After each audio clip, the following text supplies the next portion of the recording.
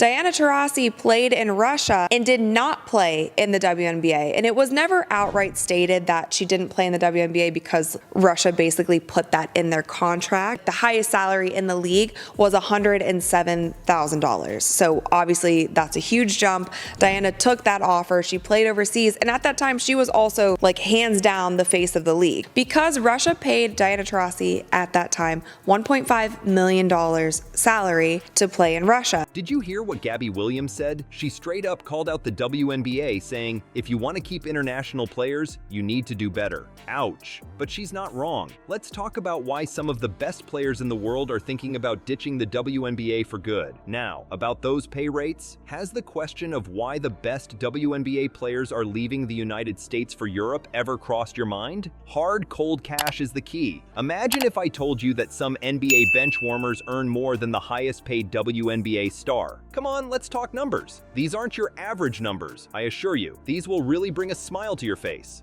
One WNBA standout, Gabby Williams, dropped a bombshell that has everyone talking. According to her, the W thinks that they don't have to pay us more in order for us to be here. Is that unbelievable to you? As if to say, hey, you should be grateful just to play on behalf of the league. However, hold on a second. Things are about to get even more bizarre. A rumor has been circulating among WNBA players that they can make as much as $700,000 from endorsement deals. During her exit interview, Storm player Gabby Williams warned the WNBA, if you want to keep international players, you need to do better. Commissioner talked about us being able to, make $700,000. That's not true at all. There's not one player who makes that. And we were promised, team marketing agreements and league marketing agreements, but they've fallen quite short. The W thinks that they don't have to pay us more in order for us to be here. And I think I didn't express that when I first talked about prioritization.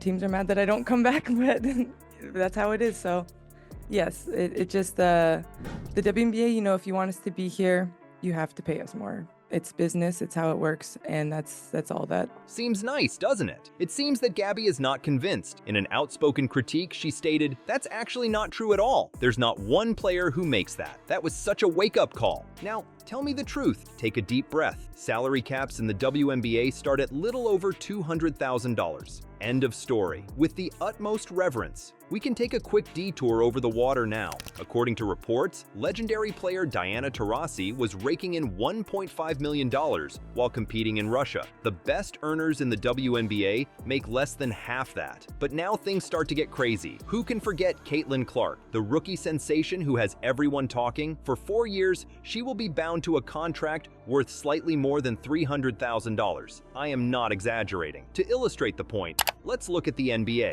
A whopping $55 million awaits top NBA rookie Victor Wembanyama over his first 4 years on the team. After you do the arithmetic, you'll find that Wembanyama's salary is around 162 times more than Clark. There could be a team overseas who would love to snatch Caitlin Clark away from us and give her a crazy offer. I mean, Ice Cube was about to give her $5 million to play in less than 10 games in the Big Three. So there has been so much discussion about the discrepancy between the WNBA salary and the NBA salary because, as we all know, NBA players make millions and millions of dollars. In the past, the only on-record revenue that I could find of the WNBA is $60 million. But those numbers were never confirmed. I cannot find a source that confirms those numbers. The only ones I can is $60 million. The wage disparity is so large that it resembles the Grand Canyon. All right, but the NBA is bigger, isn't it? You may be asking. Affirmative, but 162 times larger? It's as if you were to compare Amazon to a lemonade stall. The athlete's desire to go to Europe is understandable. In that place, they're not merely playing, they're being compensated fairly. What is really out there? For WNBA players, money isn't the sole motivating factor, though. It's not just about the money. A storm is brewing in the league. Why are even the most committed players contemplating leaving behind what's going on behind the scenes? We need to discuss the current drama. Not everything that has gone wrong with the WNBA this season has been due to the poor salary. Here we are discussing the management problems that are causing athletes to lose their minds. With the growing popularity of the WNBA and with players able to,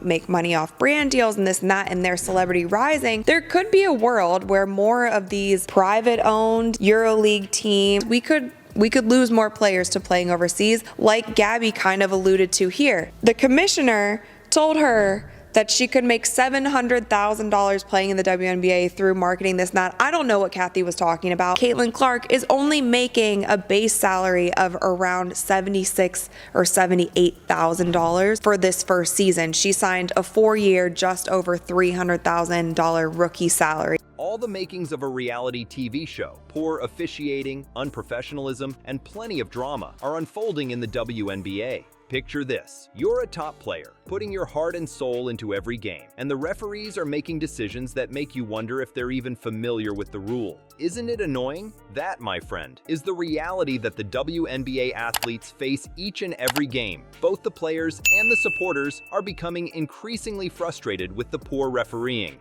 That being said, it's not limited to the referees. A great deal of unprofessional behavior is occurring in the background. We're talking about managerial choices that make one question whether they've ever turned on a basketball TV. The league seems to be attempting to operate itself using a playbook that dates back to the 1950s. Why is there so much chaos and incompetence? The WNBA's image is taking a hit because of it. The crowd is becoming increasingly irate, and the players are seeking a way out. You know there's an issue when the individuals who should be rooting for you are actually expressing disapproval. The exciting part begins now. Nobody is going to sit on their hands while Caitlin Clark, the rookie sensation, watches this happen. She's taking a stand and making her voice heard. Clark has been pushing for opponents to be eligible for spot bonuses. She actually wants her rivals to get more money. For what reason would she act in that manner? Reason being, Clark gets something that the WNBA brass isn't getting, that it's all about equity and expanding the sport. The players would like to see the league and its athletes refunded the substantial sums received from ticket sales and television advertising. The catch is that the WNBA can't magically solve all of its problems. This shackling collective bargaining agreement, CBA,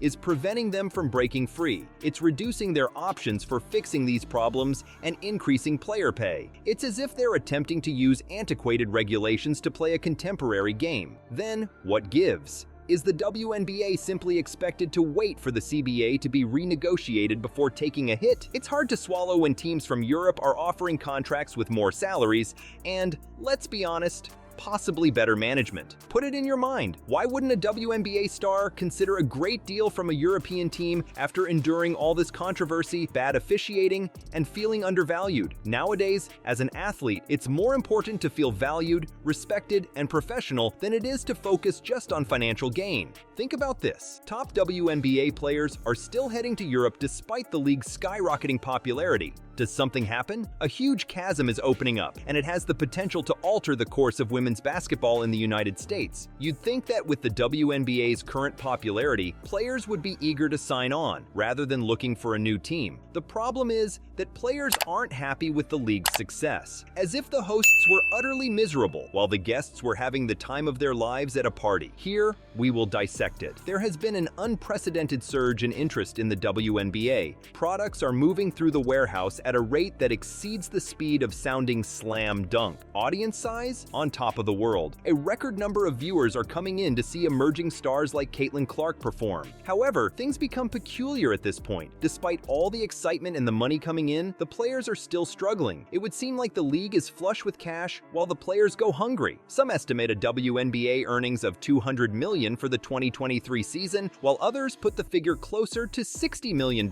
Isn't that a substantial sum? That is incorrect. Well, the athletes, that is. Salary levels remain dismal despite the aforementioned funds. The WNBA is basically paying its players with board game dollars, making it look like they're playing Monopoly with real money. The question then becomes, okay, but surely they're working on fixing this, right? For some players, it's just too slow. Everyone is talking as Gabby Williams dropped a bombshell of truth. She pointed out, if you want to keep international players, you need to do better. Oh no, that is a complete and utter alarm going off in the face of the league. It is not merely a wake-up call. Money isn't the only thing. Keep in mind that we have discussed the drama and lack of professionalism. Indeed, that is still in use today. What the WNBA is doing amounts to amateur hour management attempting to run a professional league. Poor officiating, incessant backstage turmoil, and the general sense that they are unappreciated have reached breaking point for the players. What will happen then if the WNBA does not correct its current situation? Imagine a mass departure of talented people that could make the Great Migration seem like a picnic in comparison. Some of the top American players may decide to make Europe their permanent home court. Suppose you were to watch a WNBA game and notice that none of your favorite stars were on screen. Assuming nothing changes, that is the future we are preparing for. Listen up, there's some good news. The WNBA can still turn things around if they move quickly. They must first determine how to divide up the riches. The athletes should have a cut of the league's profits if it's profitable. In addition to being fair, it is also good business. Happier players lead to better games, and more fans are a direct result of better games. The next thing that needs doing is a management shakeup. The league functions like clockwork, there is zero drama in the front offices, and the referees are experts. No player should ever feel like they're playing in a reality show.